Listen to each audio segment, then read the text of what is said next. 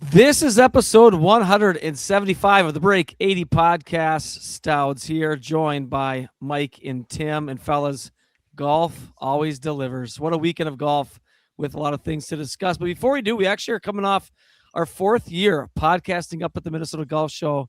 Anything in particular that you guys took away from it this year, whether it was podcasting with our guests, something you learned from that, a booth you visited, perhaps a conversation you had? What'd you think? I talked to John Randall for a while. Oh, okay. I went after you left and Tim and I went to lunch. He left and I'm like, I'm going to walk back in there and BS with Hunter and the boys over there. A couple beers deep. Yeah, because I had nothing else to do. So I walked in there and grabbed a cold one and walked around a little bit. And John Randall was at the MGA booth. So I was talking to John Randall and some Packers fan came by. And I reminded the Packers fan that the guy you're looking at had 3.5 sacks against the Packers in a game in 1996. So you better, one of the best defensive lineman performances in the history of the Vikings. How about you, Timmy? I think some of the MGA stuff. I had no idea how many kids we had on course with their youth on course program and the outreach that they do here in the state of Minnesota to really make golf more accessible, and some of the tournament sites coming up, like the state am is at Stone Ridge this year. So yep. Excited to see what's possible out there with pin locations and green speeds and firmness. Okay, well, I guess my takeaway is we're officially in the Content Creator Classic in Minnesota.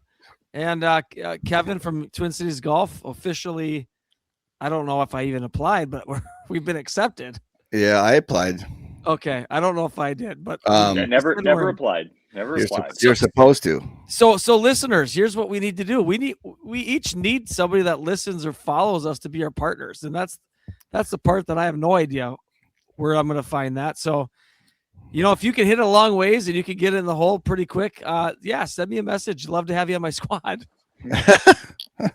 But no one else. If you can't do those things. Yeah, if you are, if you're basically not a tour player, Jeff doesn't want you. So screw off. You're not making the squad. No, yeah. So basically, it sounds like I don't know how this is going to work completely, but theoretically, you could, if we do a bunch of these, because there's going to be like 8 of them, we could theoretically have a different partner in different ones. Like if we go up north, the one that's farther north, you could have somebody kind of from central Minnesota or something. It doesn't have to be probably the same person, I would guess. I don't, because they're just like Tim and I have done them before. They're 2-man shootouts, kind of. It's like a scramble, 2-man scramble, and you eliminate a team on every hole, kind of. So I think you could switch it up probably every time. I don't know.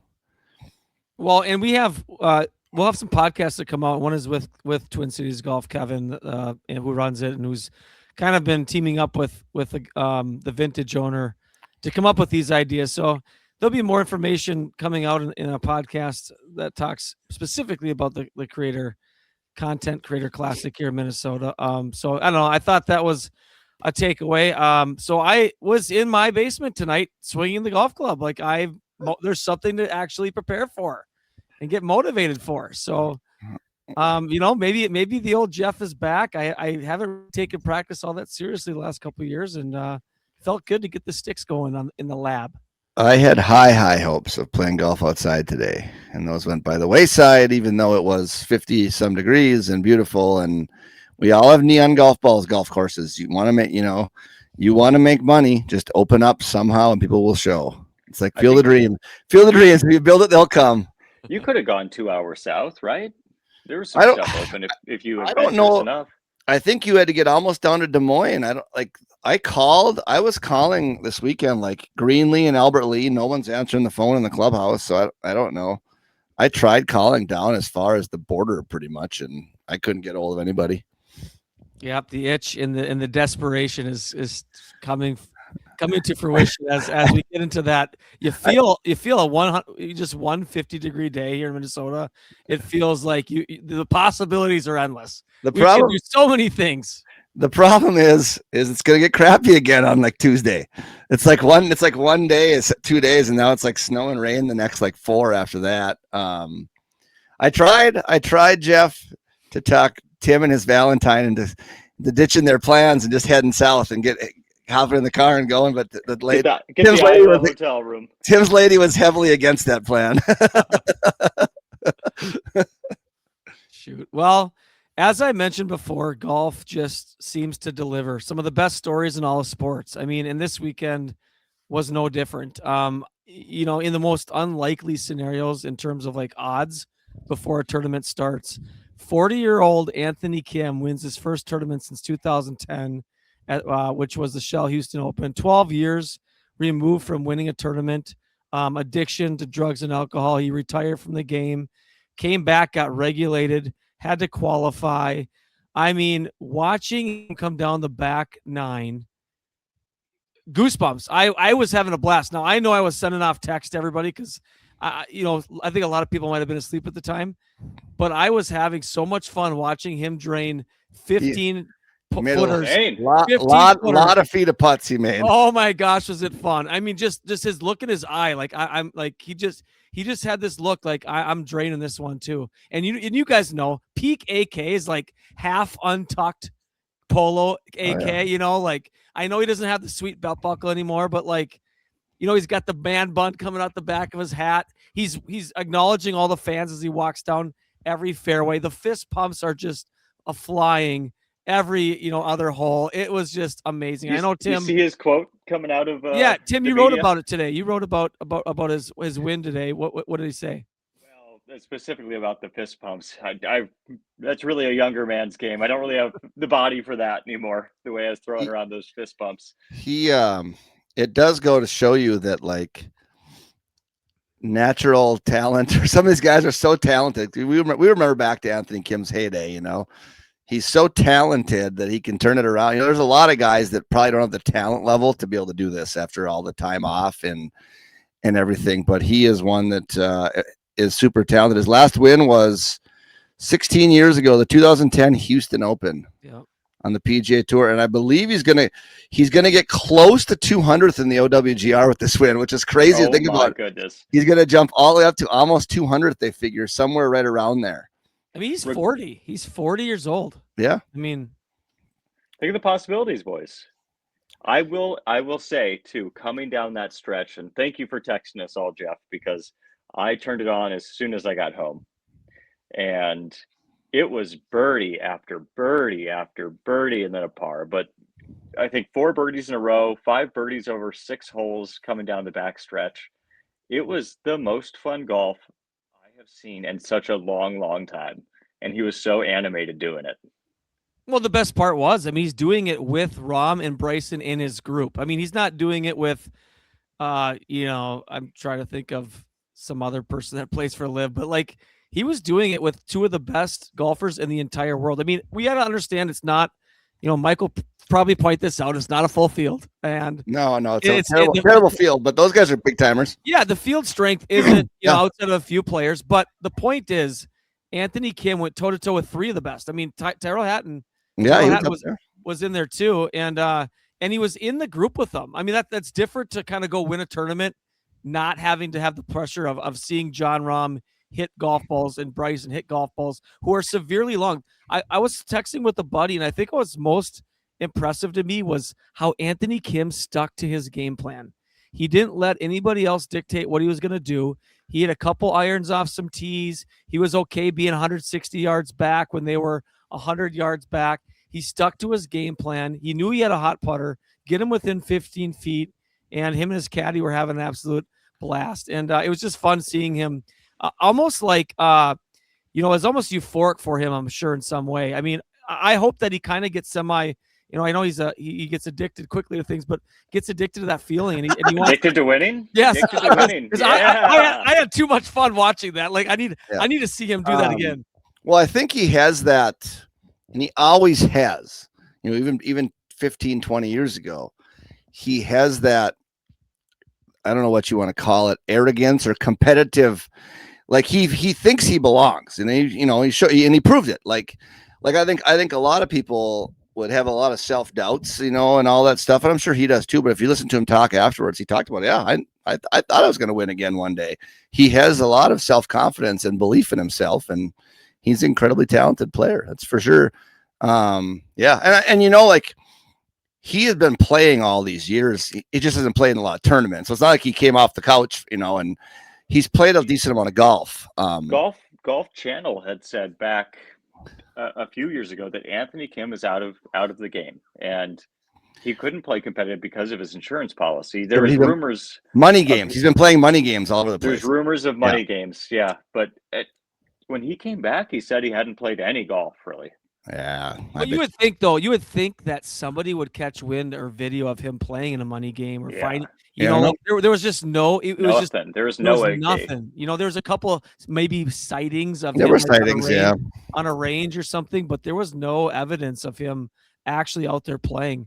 I have a little game for Tim here because there's been. I don't believe this. I don't believe this at all. But I saw on the internet today there was some reckless speculation that is it the PGA Tour bots? Is there? No, it was. I don't think these were. I don't think these were bots. I think these were just some people. But again, I don't believe it, having watched it. But the conspiracy theory. When you look at all the scores, everybody shot low scores today, pretty much, with the exception of a couple players. Two of the worst scores of the entire tournament on the day were Bryson and Jon Rahm in the final round after they had shot 5 under, 6 under, 7 under in every single round except this one. And this one had the lowest scoring of any round almost. And then all of a sudden Bryson shot 2 over and Jon Rahm only shot 1 under. When Rahm had shot 6 under, 7 under, 5, whatever he'd shot in the other rounds. So the conspiracy is that as LIV was kind of floundering, which it was. I don't think there's any, you can't doubt that. And because this is a massive thing for them, obviously, on social media and everything. And that basically those two took a dive. So AK could win. But it's like, I don't know how you could have watched it and thought that. Like, it's not like he's making putts from everywhere. You got to still make them. It's like he's walking up and setting them in the hole. And at one point he was tied with 4 other guys at that 14 under spot. So that'd be a hard conspiracy theory to believe, just because he had to move so many strokes. I mean, he shot 9 under. He beat Rahm by a few. But he'd still have to really golf his ball to get across that finish line. So here we go. AK or the moon landing? Which one's the bigger conspiracy? Oh, the moon landing. I just learned earlier today that we send a lot of our test rovers down to Chile, down to their desert, because it simulates the moon the best. I'm going, those rocks look pretty familiar to me. All right. AK or aliens? Oh, Mike, both things are real. Come on. So neither of those are conspiracies. They're just full on real. Okay. Yeah. All right. I mean, I it's a big universe out there. There could be aliens. Someone was just on TikTok talking about aliens being real. None of all right. I already know the answer to this one, Jeff. AK or 9/11? The only thing hot enough for those steel beams is AK's game in that putter right now. That thing was on fire. Jet fuel doesn't melt him. AK's putting might. Oh, okay. Here we go. AK or Hitler dying in the bunker under Berlin? Both these things are true. They both come to fruition. We've seen the files now. Hitler made his way to Argentina. Yep. Okay. Beautiful architecture down there, though. Last one. AK or birds are fake? I want to say the birds are fake, but I was, as soon as you start going overseas to less wealthy countries, they don't have the money for bird drones like we do. So birds have to be real. How did that whole thing start? The birds are fake. Because I have shot a lot of birds hunting. I can tell you right now, there's lots of blood and guts in there. They're not robots. I have no idea. No idea. All right. So yeah, AK, I will say, I want to talk about Jon Rahm. That guy, how pissed is he? Anthony Kim has won more in the last year and a half on LIV than Jon Rahm. And he is a world-class, like top-notch, was a top 3 player in the world. He didn't even win, even though he got the most egregious TIO maybe in the history of golf. Did you see what he got? I did not. What was it? The front nine? More than Akshay earlier today. Was it Saturday's round or was it one of those rounds? He blasted one way right or left. Anyway, and got like 50 yards worth of TIO back out into the fairway and then hold it for eagle. And Bryson was like, what in the world? And like on a par 4, he hold out the next one after getting just insane TIO so far from where his ball was. It was ridiculous. I would shoot so much lower if there was TIO out there on the course. Like just bringing those slices back into play. 100%. And, the LIV tournament, at Adelaide, it was awesome. I've watched maybe 15 minutes of LIV in my life. I'm not even joking. Like I don't go out of my way to find it, but this one just happened to be right on my, cable TV, YouTube TV, whatever. It's just right there. I didn't have to do any work to find it. And, like the people there definitely deliver, because I think Mike, you've said this is by far their best event, by far their best. The people love golf there. I mean, the Australians, the Aussies, didn't they win the team event? Yeah. So that was electric. I mean, when AK's walking up 18, it was like Tiger at was it East Lake? I mean, AK couldn't even get through everybody. Like they just collapsed in on him. I mean, I never thought I'd say this. I mean, I just had a really fun time. Yeah, I don't know if it'll ever be replicated because of everything that happened. I don't know if they could ever reach that peak again. And not to say that Anthony Kim can't win again, but like it was just everything, all the stars aligned for everything to just be amazing. It's the event, it's the golf course, it's the people, it's the guy that won, it's the final group. It's just everything was just elite TV. That's their major. It's the LIV major, Adelaide. They I think they have 115,000 people for the week for 4 rounds. Pretty good. It was packed. Yeah, packed on Sunday. I guess the big question is, where do they go from here with all this with Anthony Kim? Because I'm sure they got to be getting a big bump on like people rewatching it on YouTube, and they have to be, right? Anybody that loves golf is going to want to see this story. I've rewatched it twice. Like, I don't know, like, what are they going to do? Like, because now from this point on, all of the rest of their events aren't nearly as big as Adelaide. Adelaide's their biggest one all the time.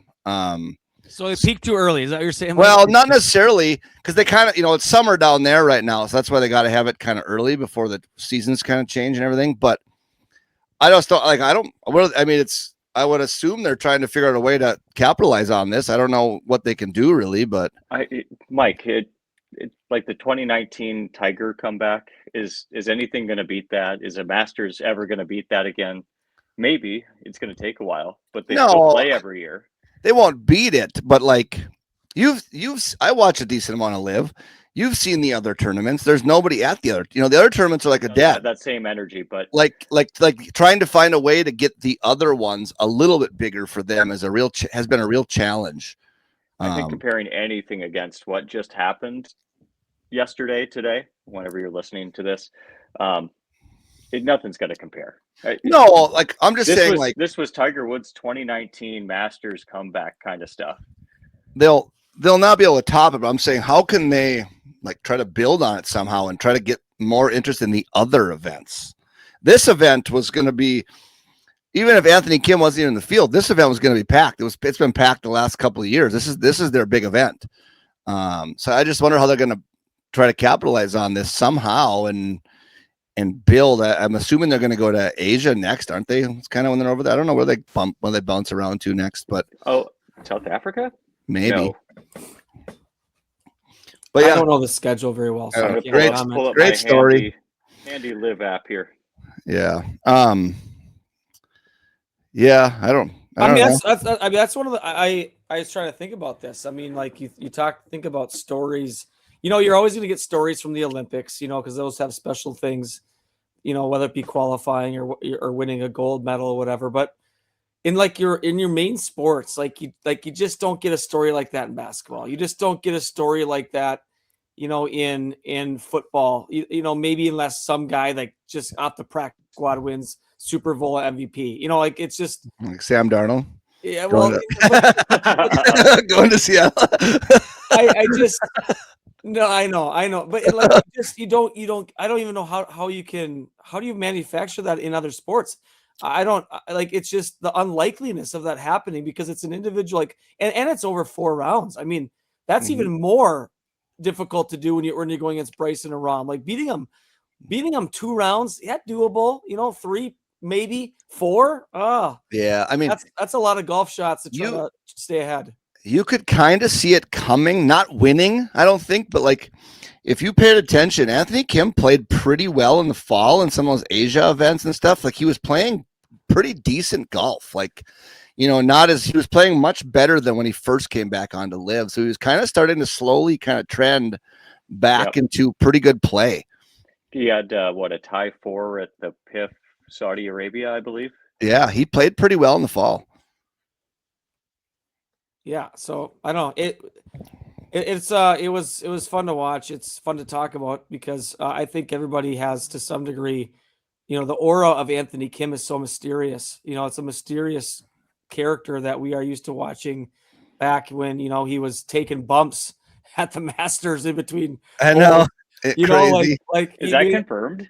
Yeah, I heard. Sounds like it. Supposedly, I think he might have even said that at some point in time. I don't know. But he made 11 birdies. He walked off Sergio when he didn't even know that it was over. I mean, like he's just had some very high swagger moments. So, Mike, when you say there's a conspiracy theory, maybe those boys just kind of felt the aura of AK and the old ghost of AK came back. And Sergio did in the Ryder Cup that one year. Remember that when he just trounced them? So maybe that's what it was. Yeah, I mean, I think there is a little bit of that in golf sometimes. Like he's just like making everything, and then John Rahm's missing putts. It's like that's kind of deflating when the other guy's bombing in things from everywhere, and you can't buy one. That's tough. Yeah. So, anyways, Tim, did you have fun writing about it? Oh God, I had fun just because I rewatched it. I think 2 or 3 times over the course of the day. And it was absolutely electric. And now we have to switch over to talk about Pebble Beach, AT&T Pro-Am. The robot, Collin Morikawa, the opposite of aura. What? Ending in golf history. Yeah, I mean, well, yeah, it was very interesting. Are we ready to transition into that? I think that's our next. Yeah, I don't know if there's much else from LIV. I mean, Anthony Kim's a big story. Hong Kong's the next event in March. Oh, Hong Kong. Oh, not till March. March 4th. Oh, they got a ways off then. They're like 2 weeks, 3. That's only a couple weeks, I guess. That's not too bad. There's that schedule everybody wanted, right? That's the schedule. Yeah. But here's the thing: Morikawa wins at the AT&T Pebble Beach, but they say he's a dome golfer, and today brought some weather, so you got to give him a little bit of credit. He played not in perfect conditions, which he's kind of known as. So I at least got to see something out of him. I think I've been missing some guts from him. I've been missing some like intestinal fortitude on these events that he hasn't won a major since was Harding Park, I think. Park, I'm pretty sure. Or the Open. One of the Open. He won the PGA first, and then won the Open. Okay. I couldn't remember. Okay. But anyways, like I just need to see something out of him. He's been pretty blah. I mean, yeah. To me, he didn't win today. He won this thing yesterday. Did they finish the tournament finally? Yeah, it's done. But he won this thing. Yeah, what did he shoot? 10 under. He had all 18 greens in regulation.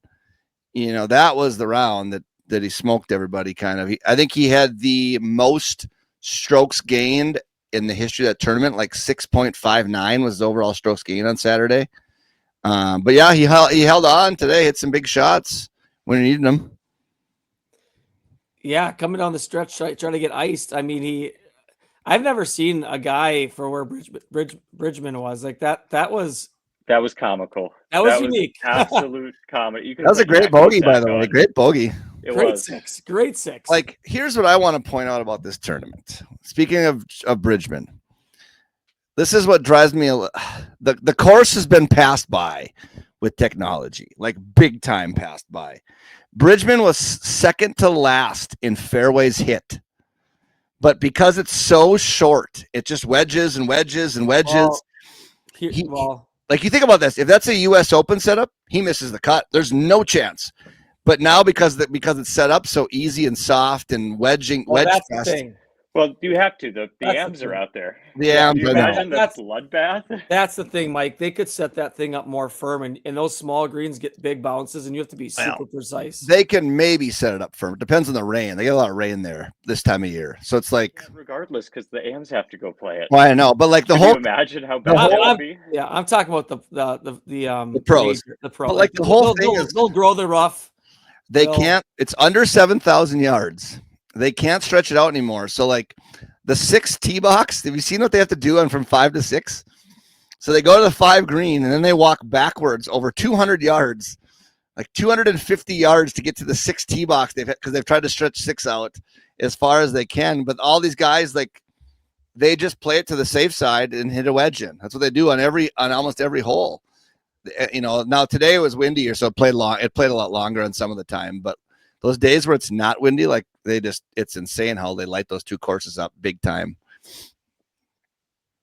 Yeah. So other stories, I thought for a moment there we were going to get a Scottie come from behind. Now, is he doing like the last couple of tournaments, super slow starts? I mean, coming out of the gates, just spotting people 10 shots to start tournament, almost as if he's so bored of playing well and winning. He wants to just have a challenge of trying to come back. But I'll believe that conspiracy. I'll believe that. Okay, you'll believe that one. Yeah. But he got himself, a lot of people say he can't putt on POA, but his putter got hot today. At one point, he was almost 1 full shot better putting, strokes gained putting than everybody else. And then he lipped out a couple, and he had that one. That one he didn't hit hard enough to broke off at the end there. Yeah, so he just didn't have enough at the end. But 3 eagles in 1 round. I mean, he was 7 under on the par 5s in 1 round. I mean, holy cow! Bad bogeys. I mean, he 3-putted one.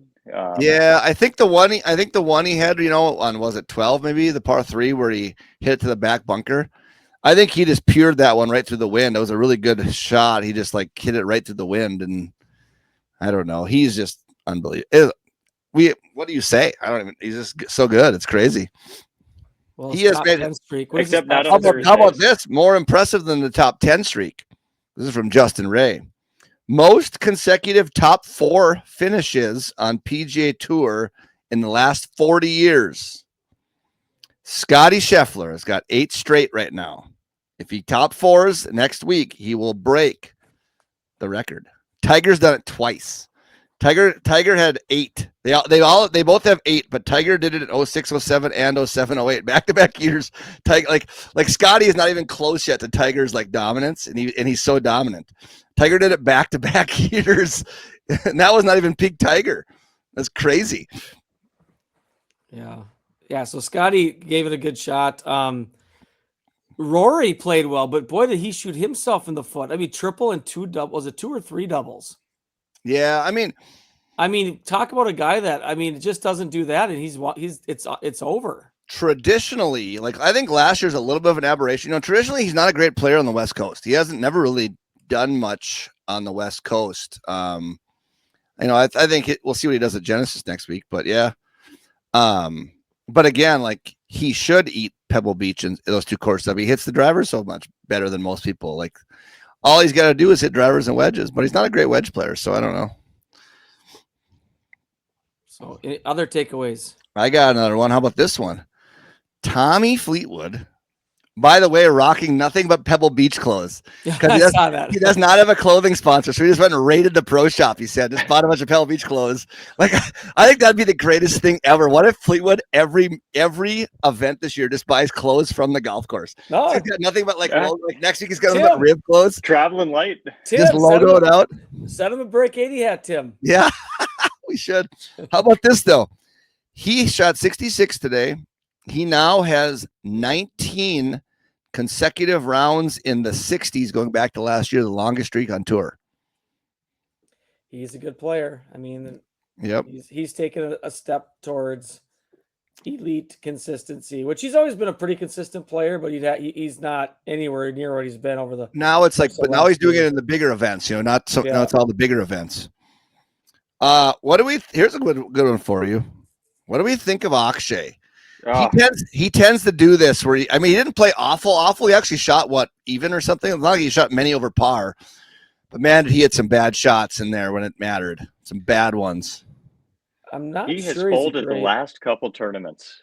Just folded in the face of a little bit of adversity. He gets that ball up in the air and it gets kind of fluttery. I don't know. Like he doesn't seem to me like his tempo is just so go hard after everything that I just don't know if he's got great feel when he gets it up in the wind. You know what I mean? It just doesn't like that. It doesn't look like he has tremendous trajectory. And maybe, he's still, a world-class player, but he had a couple like just random flyers that just off a par 3 or. Oh my God, 17. Was it 17? Yeah. Yeah. If the bleachers aren't there, he's in the ocean. He's hit it so far. Speaking of 17, Morikawa's lucky that ball bounced backwards. You see that thing? That could have easily went down into the rocks and onto the beach, and then he maybe makes double maybe. That was crazy. Were you cheering for the Morikawa win, or were we all hoping for? No, I don't listen. Oh my God. Here we go. It's not that I have anything against Morikawa other than he's really boring. He's like a robot. Like everything is so scripted with him. He's been so good, so young. It seems like he's like a robot, all of his things, except for I think he lost a lot of fans with some of his takes, with the media and all that stuff last couple of years. But my thing is God, now he wins. Now we're going to have to see him on the Ryder Cup next year probably, and he just hasn't been good. Oh, same thing with Sam Burns. They just have not been good, and the Ryder Cup points are accumulating. He gets a bunch of points now for this one. Don't put that in our heads. Also, as someone that claims that Morikawa doesn't necessarily have any depth, what do you think he was thinking about when he was looking at the ocean, waiting for 20 minutes for Bridgman to win? I mean, it looked like he was deep in thought next to the cliffside there. He was. I don't know. I mean, he's. I don't know. I think I wanted to play off with Minwoo. I wanted Minwoo out there, but how about that one? The driving range is too far away, so they had Minwoo on the second tee, just taking off massive pelts off the tee box. Nobody's playing from there, though. No, ripping that thing to shreds. Oh man, yeah. I mean, the thing is with Morikawa, the talent's undeniable. He's just we've talked about it. He doesn't ever try to get any more distance, which probably holds him back. But he was getting it a little bit out there this one. He was. Did you see hole 16? I believe his drive was something like 220 yards, and he had a 6-iron in to hold it out. Everyone's had wedges into. Well, he didn't hit driver. Well, no, he hit a spinny 3-wood, but the 6-iron he hit was to 6 feet. But his iron play is so good. I think that's kind of what's been missing the last couple of years, right? Like he hasn't been as good. He's been above average iron play, but he hasn't been like elite statistically, I don't think. But yeah, he's, other than Scottie, he's probably maybe the second best iron player out there. Fleetwood, maybe, I don't know. Yeah, I mean, I don't know. The guy that's hot. Did you see the chip in that he had too? The Napster? No. I don't know how they pronounce Hisatune or whatever his name, however they pronounce his last name, but he has been so hot this year. He got another top 10. He's good. Yeah, he's started off tournaments. I think really did he well. lead through round 2? Might have, but he definitely led after round 1. I think amazing score first round. Yeah. So there's been a lot of guys that are kind of really off to a hot start. You think about him, you think about Siwoo Kim. Yeah. Obviously Scottie's competing every time. Trying to think of some other guys that have been at the top. Knapp's played well this year. I think he's got all top 11s or better. Yeah. Knapp's been good. So question for you guys, as we're doing a conspiracy theory episode, I guess. Is it actually sake in the water bottle of Hitatsune? Was he trying to say it like just to kind of was he I think he's just trying to throw us off the scent. That's what I thought. Maybe double negative. That's what I thought. I can't believe he does that. He holds the water in his mouth anywhere up to 70 yards out. Like he's hitting wedges with like a full mouth of water. That's kind of wild. How do you drop an F-bomb when you have a full mouth of water? That's what I want to know. I had to bring this up. I mean, this guy you talk about Morikawa not being entertaining. Victor Hovland finds a way every tournament. The pool floaties, the pool floaties out. So not only today he's throwing his umbrella up to get his ball out of the tree on 18.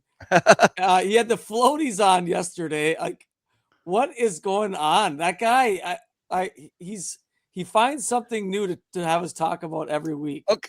The floaties has to be for like attention. They make actual like golf.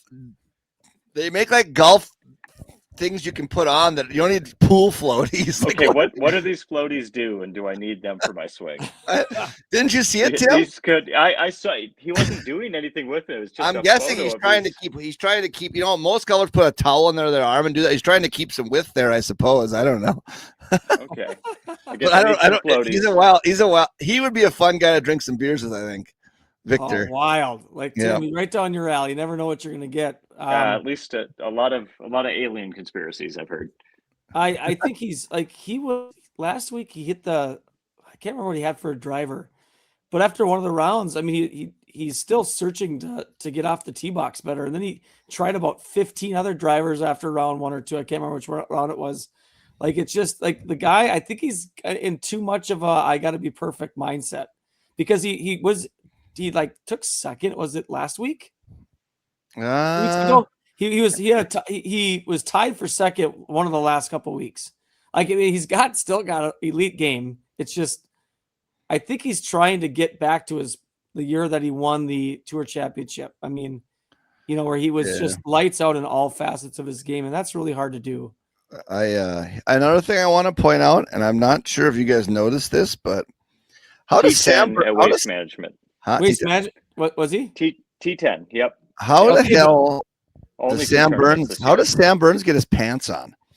That guy, he could just as well be wearing like yoga pants. They're like skin tight. Like, what are you doing, man? How is that even comfortable? He was the Tanimal today. Yeah. Who else is on the list that played well? Shane Lowry played well. He kind of always plays well in that tough weather, right? Yeah. Patrick Cantlay sighting today, 700 today. Hoagie, our guy from the Break80 podcast. I picked him this week. I picked Hoagie this week. T14. Yeah, he loves this place. He does. Remember we had him on the podcast and he talked about it. Like, he just, I know he loves Spyglass a little better, he said, but. Yeah, well, they're both the courses are so short. So if you look at these guys in the top 20, you got Henley, Hoagie, Straka. Straka's not a long hitter. Brian Harmon was up there. It's a good course for a lot of those guys, you know, that don't bomb it out there. Ricky Fowler, that was a good story. He was in the top of the leaderboard for a couple days. Yeah, but classic Ricky doesn't stay there. He's always a pop-up guy and just never all of a sudden. You never really see him on your TV late on a Sunday. You just don't. Here's another thing I got to bring up. I got to bring it up. Jeff probably already knows where I'm going with the Golden Boy. Why does he have I know he's AT&T and it's AT&T Pebble Beach Pro, but like, do we have to see a Jordan Spieth commercial every other commercial? I mean, the guy is a barely relevant golfer anymore. The only reason he's in this event, well, he would have been in this one anyway because the AT&T would have given a sponsor's invite, is because last year he got sponsors invites to every elevated event and got himself just enough points to get in this year. He didn't even earn it. Like, he didn't even deserve it. And they keep pumping this guy and he does nothing. When was the last time he was actually in contention? It's been a long time. I think Waste Management last year. Yeah, I mean, look about that. That's over a calendar year. I just, off the top of my head, I can't remember. I mean, I can't remember one time he's been in contention. But that's kind of where I'm at with a lot of those guys. That's Spieth, that's Fowler, these guys just, they have little moments, they have flashes, but when you watch the best of the guys that are playing super well, they're just, the consistency mark is just so different. I mean, you guys know Spieth, his game is erratic. I mean, you're going to get 3 birdies and then you're going to get a double. He can't find a way to just hit greens.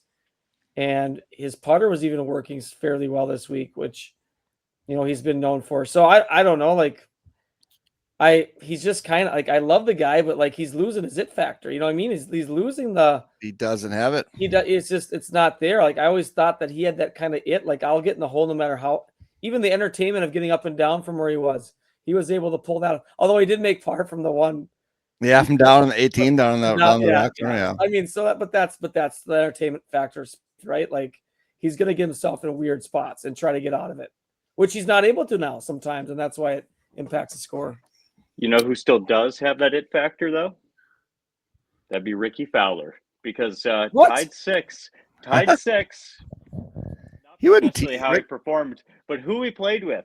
Played with Condoleezza Rice during the Pro-Am. Well, he didn't T6. He was T19. That's what I thought, Tim. He was barely a top 20. There are different numbers. There are different numbers, boys. It's a game within a game, and nobody cares about the Pro-Am finish. Keegan Bradley actually won the Pro-Am. Who cares? That's what you're saying. What this was based on. Okay. It is the Crosby Clam Bake.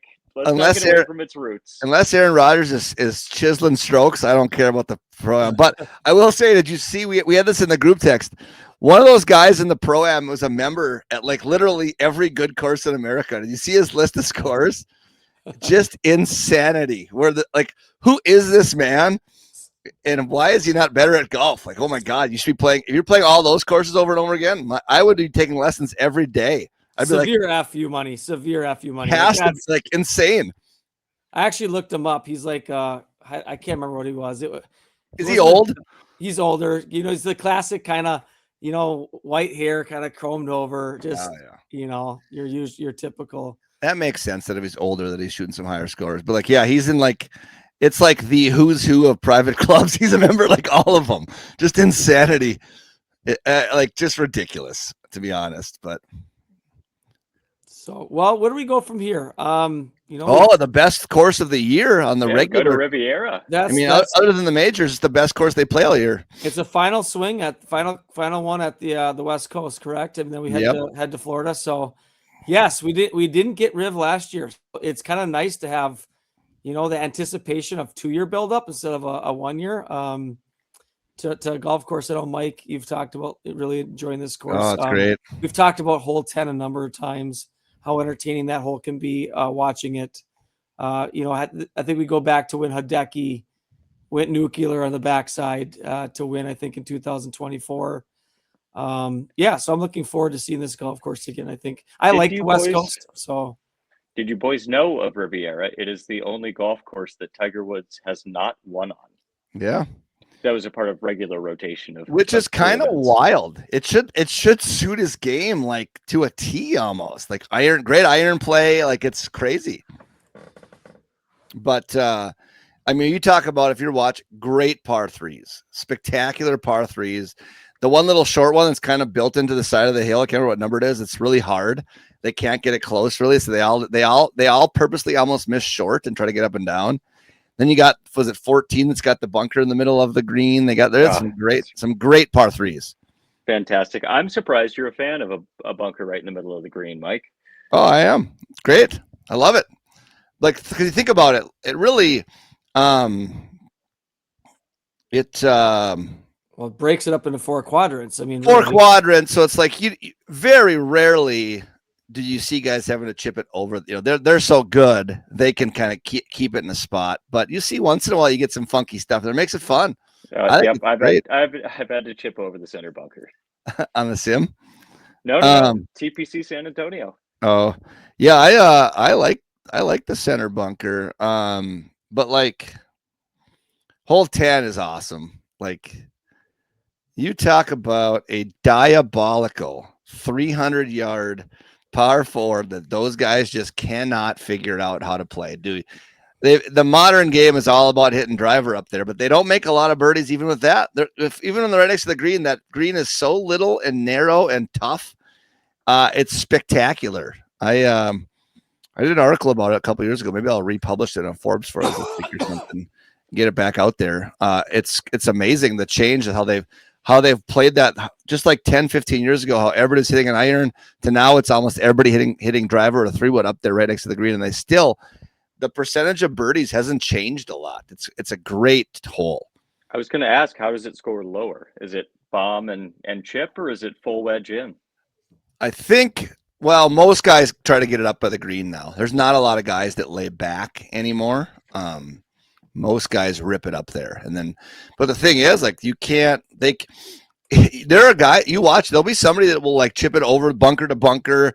They can't stop it. They can't get it close. It's crazy. Well, when it's in the back, when the pin's in the back right, some people just have to try to put right on the front of the green. They don't even there's no playing at the pin. You just got to get on the green and then try to two putt from there. Yeah, because they'll rip driver up there and then they're in the rough and the green is so narrow they can't really do much with it. So it's like just a great, I mean, easily one of the greatest short par fours in the world. I don't want to say the greatest, but it's up there and it makes for great entertainment. Yes, it does. Well, I'm looking forward to that. How about you guys? Anything else before we?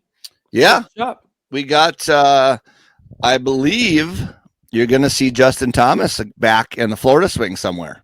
Okay, really? Yep. He was cleared. He was cleared this week to practice and play and do everything. Cleared to back for tournament play, and his he basically said, "I'm going to try to." He could play, but he wants to get himself in a little more shape, walking and whatever. And he's targeting somewhere on the Florida swing to get back to get some competitive rounds in before the Masters. Heck yeah, I'm a big JT guy. I love JT. Yep. He brings element of entertainment too, just based off of how he plays. He's kind of in that Spieth and Fowler mode for a while there, where it's just like, guys, what are we doing here? You lost your identity. Do you know who you are anymore, JT? His putter's just been brutally bad. Putters are bad, but I think guys like him, he's like such a better ball striker and like a wedge player than those guys from, like not obviously Spieth around the greens is like maybe the greatest wedge player ever, but like full swing wedges and stuff and all those, like his floor is higher because he's a better ball striker than those guys. Yeah. So, but I don't know anything else really.